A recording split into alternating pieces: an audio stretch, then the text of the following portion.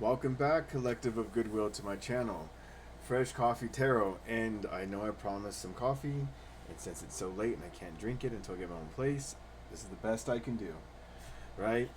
Coffee inspires me. I love to drink it. The smell is invigorating, and I just think it cleans, it cleanses the mind. It clears it.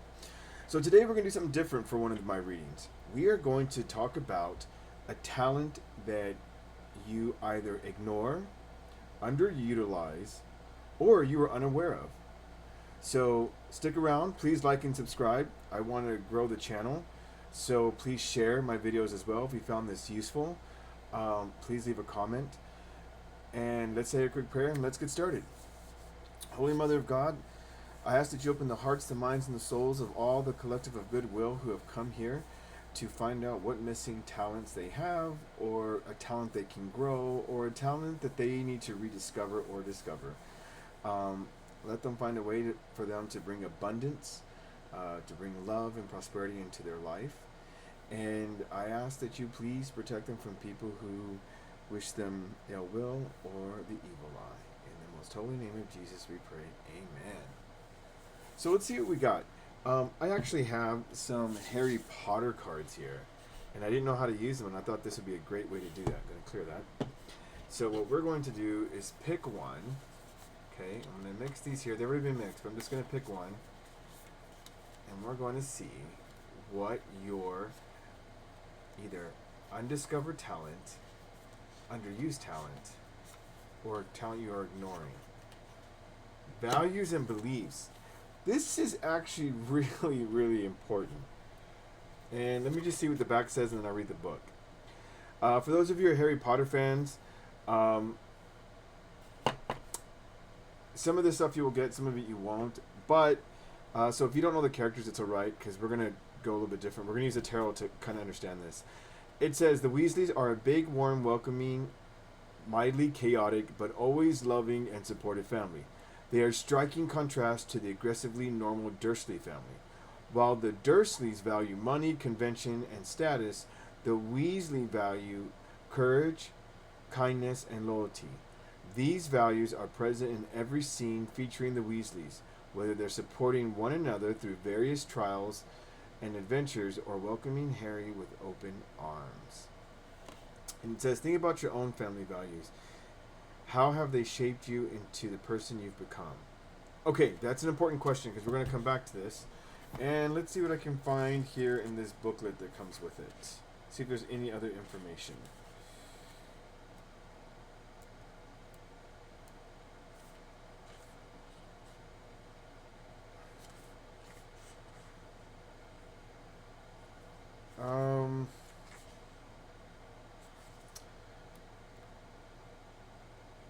So here's a good one, okay? I'm just going to use this one part. So the question comes in here. There was a mirror in the movie. It's called the Mirror of Erise, if I'm saying that correctly. And it's a full-length mirror that has inscribed in it with the legend. I'm not even going to read it. It could be Latin. I could be wrong. But it pretty much says, discovered by Harry in an unused classroom in Harry Potter and the Sorcerer's Stone. That was the first movie. It shows the viewer, in Professor Dumbledore's words, the deepest and most desperate desires of our hearts. So, I want you to think of yourself as the mirror, okay? And I want you to think about your values and your beliefs, okay? And I want you to start asking the question that was on the back. What are your family values? How have they shaped you, okay? Some of us have family, some of us don't, but we all have people who have formed us in life. And I want you to think about how your values and beliefs have shaped you. Because what I'm really getting here is that oftentimes when we're younger, or even when we try to find love, we tend to drop our values and our beliefs so that other people will love us, accept us. We begin to question them when we don't think that we have enough friends or life isn't turning out for us. That may be true, but the fact that you have some values and beliefs is a starting point. Because there's that old saying that goes, a man who believes in nothing will believe anything. So let's see what the tarot has to say about this.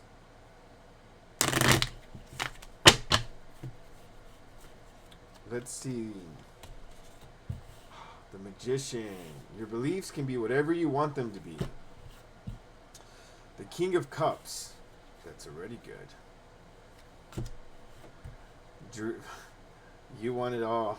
You want the dream, the family, everything. The happy ending. Adversity. Wow, this is a really good reading. This is a really good reading. The Four of Swords. And the Six of Pentacles. Okay, so when I asked you to imagine what it is that, what have your values and beliefs shaped you as a person, right? As the man or woman that you are becoming. I want you to understand that it's always good to be open to new ideas. What it's not good to do is to throw away the baby with the bathwater.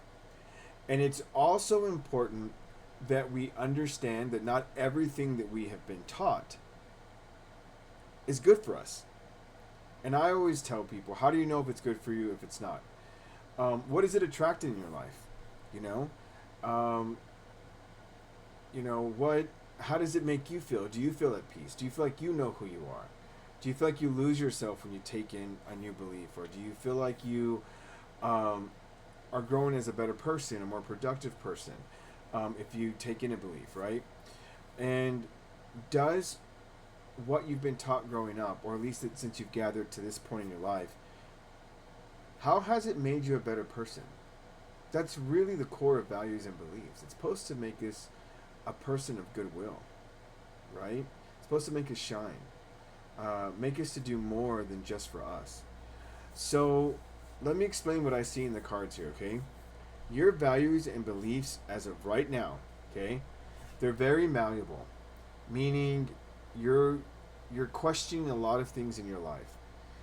And what I am getting from this card here is that that's good, because everything needs to grow with time, right? The way we think and what we believe changes as we get older. What we believed when we were 4, right, that dragons were real, we understand at 20 that they're not, and we understand at 50 that that's like just a fairy tale.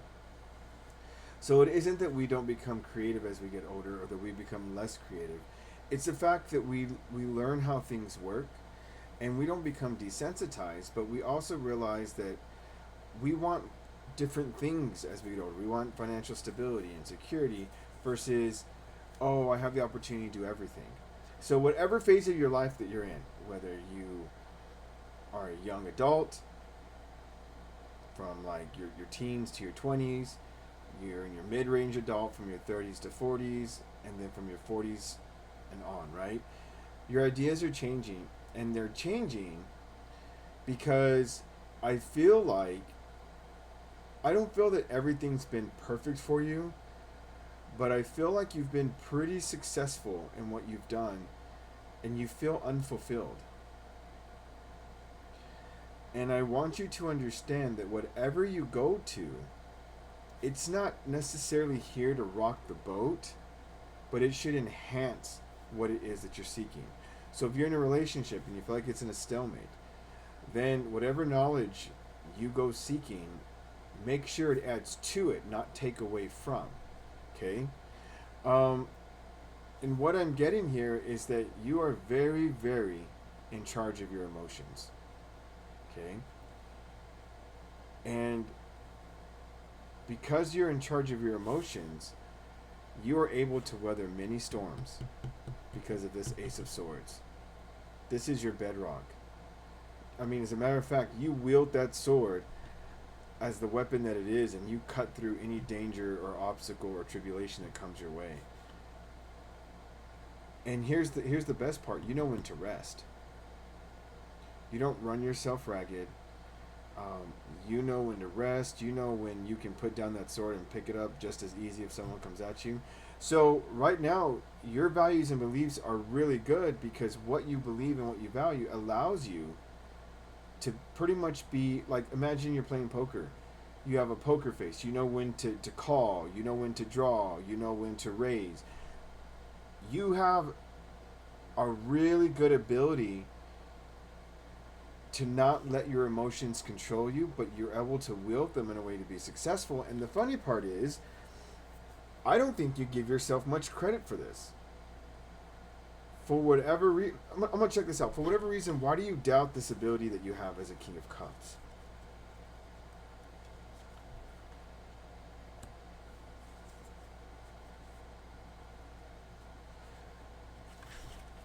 Because this is who you really are, but in your mind, this tells you who you think you are. You think you're still this immature person, and I'm going to tell you what I tell a lot of people. Are you 5-year-old Sarah or Dave or Jack or Jill? Or are you adult Sarah, Dave, Jack, or Jill? You have to let go of the things in our childhood that either caused us fear, caused us trauma, or caused us to latch on to ideas that no longer serve us. Because this is who you really are. And if you were to fully embrace this King of Cups, so you're like, how can they both exist? Very simple. How many of you all still love the way that you did in middle school or high school? How many of y'all still try to attract other people the way you did in middle school or high school? But you're a grown adult. That's what I'm talking about here. You have, it's weird because whether you believe it or not, it's like when you do adult things, you go on autopilot and you're very successful. But then the moment something stresses on you, you like to fall back onto this. But because you're so good at this, you're able to overcome this, but it takes a lot of your energy. It gives you a lot of doubt. But if you were to get rid of this, you would really shine. You would like... But that's a part of the value and belief, is that you have to believe that you're no longer this weak kid, this powerless child, right? This person that can't do for themselves. You actually have very, very strong mental and emotional control. Now, on this side, what this is showing me is that you're very good at balancing. And not only are you very good at balancing here on the Six of Pentacles, you like to give to people. You're a very charitable person. And it just seems like because you do good things, you pretty much have gathered a lot of things that you've wanted. Okay? Like, you almost feel like you're living the dream. But if you notice, this is one half, this is the other half. Okay? And what that tells me is that there might even be an imposter syndrome in here because of this card, because of this clarity. You don't feel like you deserve it, right? So hold on. Let's see what this is. Two of Cups. Love. Yeah, I mean, you may have met a really good person and you just kind of feel like you don't deserve them. You don't feel like you're good enough for them. And, you know, the interesting part that I'm getting from this is that this person is probably somebody who looks up to you. And if you could only see them, if you could only see yourself through the eyes of the way they see you, you could probably shed this. Let me see why you're still stuck into that real fast.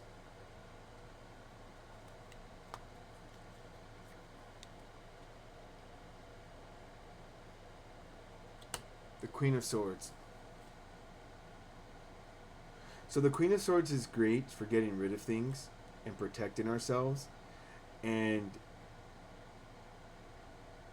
though you keep things away from you that don't serve you and are not good for you, you also cut away things that could have the potential for growth. And that's what I'm getting here. Because you'd rather cut it off before it becomes an issue, but then sometimes you don't realize that that could actually manifest into something greater. And that's where, this is where an adult is patient and then a child quickly just walks away. They don't even try to wait and see what could become. They just walk away. And that's the negative part here. And then here, let me see, what does this person think about you? There's a blind decision here. Why is that decision there?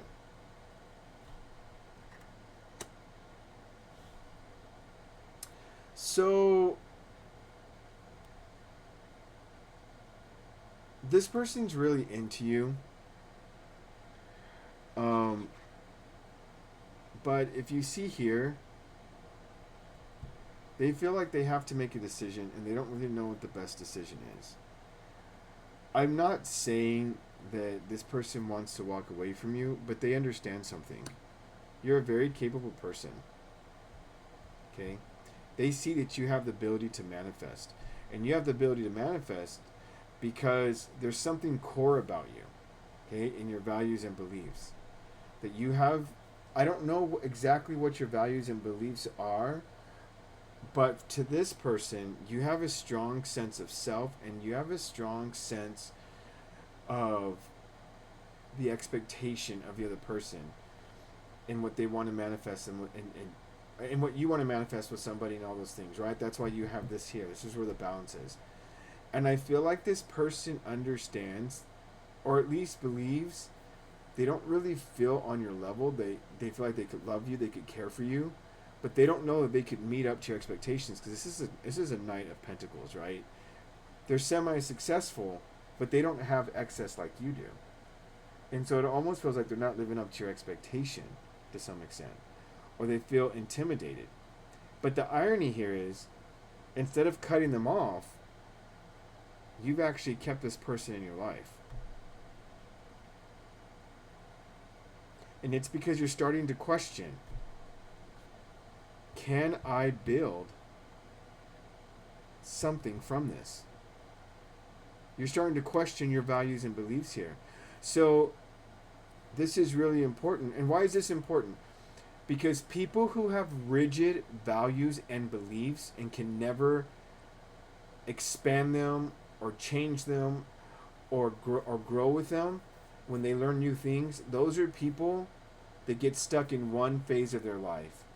But you actually have the ability to integrate things into your beliefs and your values. You have the ability to take in new information. Like, for instance, this person is probably someone you never thought that you would date, and then bam, you realize, wow, this person does something for me that other people have not, that I've dated. And I need to question whether or not, well, the way that I was choosing people before is a valid way. And so this is why this is a superpower for you, because you're able to adapt to situations even when they go against your values and beliefs. This is a great skill to have because the world is ever changing, and the people that cannot change are the people that get left behind. I want you to understand that this card represents potential. Okay? In our values and beliefs, imagine that our potential in life, just imagine this, right? This is your potential. Let's say it's food ingredients. Your values and beliefs are the kitchen. If your values and beliefs are too loose, guess what? You're going to have too many ingredients in whatever you're making, and whatever you're making won't taste good and it won't come out right. If they're too rigid, sometimes you'll keep starting over because you're like, I didn't put the right amount of salt. I put too much sugar. I didn't, right? You got to have that soul food type of idea. You got to have that feeling of like, oh, well, I like more cinnamon than not. Or I'd rather have more sugar and less nutmeg. That is what I'm talking about in values and beliefs. You have to be willing to let them adapt and realize that your parents gave you the best information they could based on how they lived their life, and you now need to make sure that your values and beliefs can adapt and grow and expand to the life that you're going to live, not your parents' life, not your grandma's life, not your friend's life, not the life of the person even that you're going to end up marrying. Your values and beliefs have to be your own, and you have to understand them. And I think that you have the ability to really grow those and understand them. That is a rare ability, because that means that you're a person of reflection. That means that you are a person that You don't question everything, but you like to understand, why did you fail? Why did I succeed? You're not afraid to ask those questions when everyone else runs away from that. And when things keep going wrong, they don't understand what's going on because they never want to question their values and beliefs. Right? Because think about it. If we change that, then who are we? People want life to be an instruction manual or a recipe book that if you do A and then B and then C and then D, it's all going to work out. But that's not how life works. And when people constantly end up at jobs they don't like, or um, they constantly date people that do them wrong or are not interested, they never change this. But you, collective of goodwill, you have the ability to change. And if you don't recognize that you do, I want you to understand that there's probably things that have been happening lately that you've been overcoming and you don't even realize it's because you've been changing your values and your beliefs. Or you understand your values and your beliefs better. And people are learning from you. And they're wondering, how are you getting this done? I want to see what this Ace of Swords is.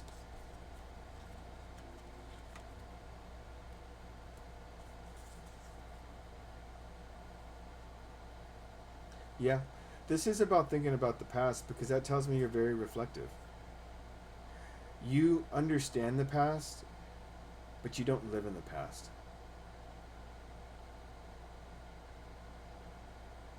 So, for the people watching this reading, this is your ability. This is your super talent.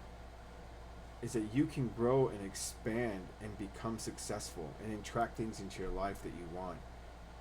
The only thing that I see that you're doing is that you've got to let go of some of, as a contradiction as that sounds, like I'm speaking out two ends of my mouth. No, again, like I said, I think that you have some remnants of things of childhood that don't work for you, and I think you know what they are.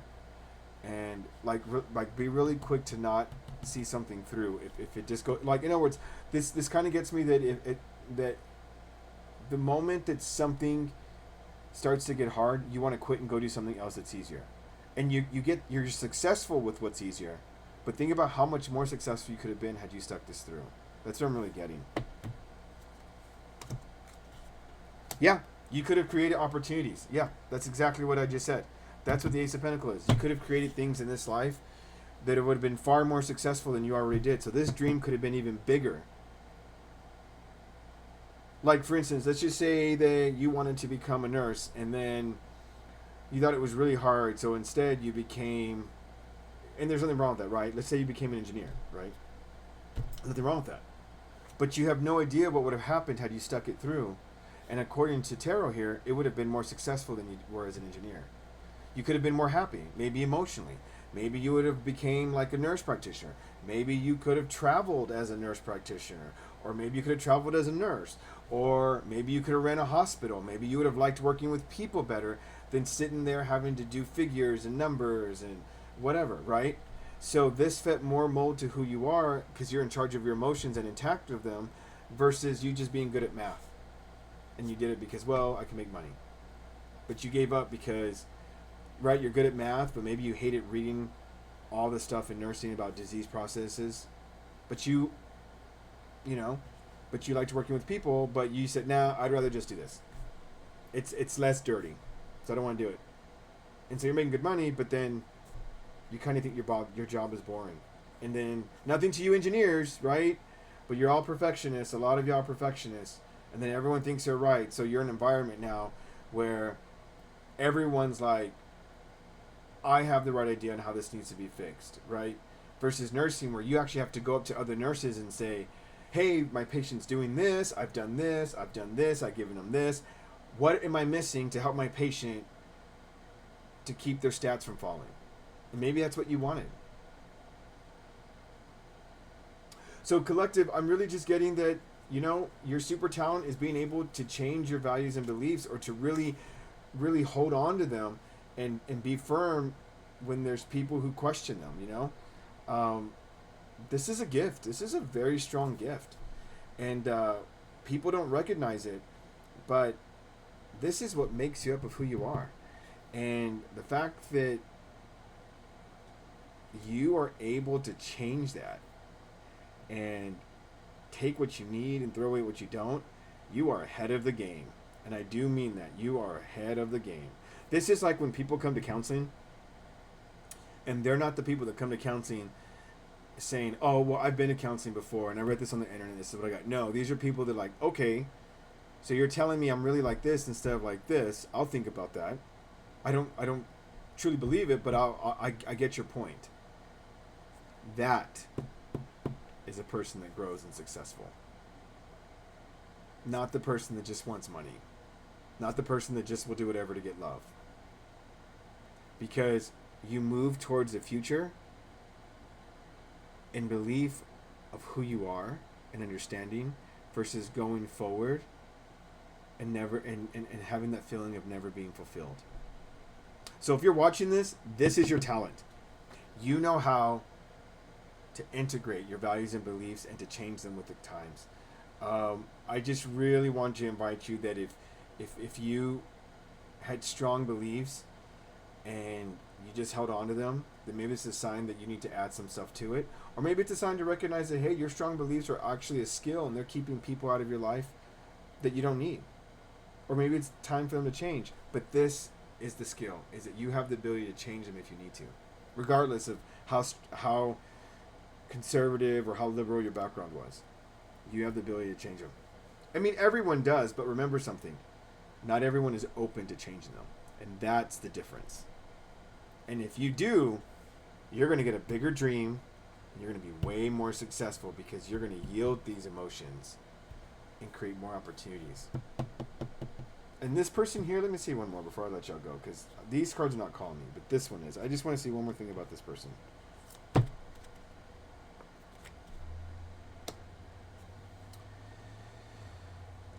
We got the Seven of Swords. Before I comment on that, let me do one more. Yeah. So, I feel that two things are going on with this Knight of Pentacles to Seven of Swords, right? This person feels that they could be stealing your time because they don't meet your expectations. And I know this is about thievery, and that's why I said the word specifically stealing your time. But if this person, in my opinion, stays put, and you can convince them to stay put, and believe that you can make something bigger out of a situation, right? Instead of thinking like the page here. Fortune is going to shine upon both of you. Because you worked through it. You were able to change the value. You were able to change this person who came into your life that you actually love and say, hey, you are good enough for me. And then you were able to say to yourself, hey, you know what?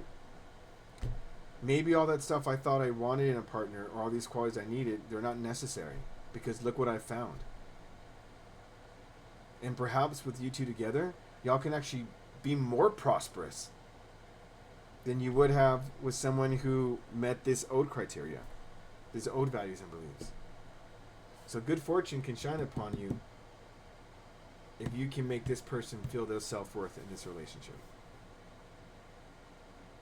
All right, collective, that's what I have for you. If you liked it, please like and subscribe. This is definitely a different reading that I've done, but I really want to grow my channel. Please share it if you also liked it, and please comment below on what you thought. All right, I'll talk to y'all later.